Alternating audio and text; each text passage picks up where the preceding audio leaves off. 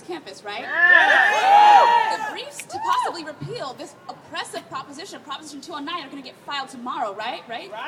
So why aren't we a little bit more excited, right? We should be excited about this moment, right? And I think everyone who came before me, who shared their personal stories, who shared a lot of the arguments that, or who broke down a lot of the misconceptions about Prop 209, but I want to tell you a little bit about how I came to this point to think that this needs to be overturned. I came from Riverside, California. I went to a private, conservative, borderline evangelical high school, right? And despite being a black female, despite being affected by institutions regularly that have oppressed me and my people historically, I thought, you know what?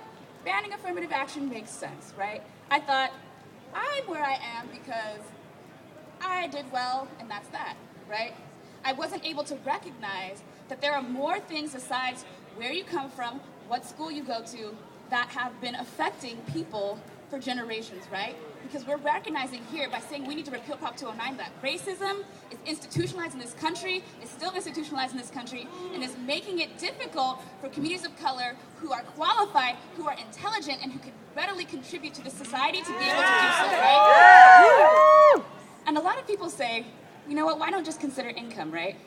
But even when you look at the data, when you look at studies that have been done, even within the same income bracket, there is a disparity between different communities of color, right? Black, Latino students tend to do less well. Why is that? Because we're new to the middle class, right? We didn't just all of a sudden live our whole lives in the middle class. We don't have the social capital or the ability to network within that new income class to be able to reach institutions of higher education on a regular basis. And studies have shown that. There's academic research to back that the repeal of Prop 209 is a logical policy decision, right? And we need to recognize this.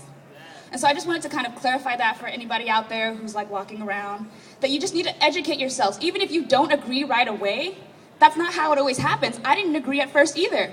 But now I'm here because I've opened my mind, I've put my own preconceived notions behind me, and I've decided to actually look at what's going on in communities of color across the state of California and across the country, right? So thank you, and let's say it one more again. Open your mind! Repeal 209! Open your mind! Repeal 209! Open your mind! Repeal 209!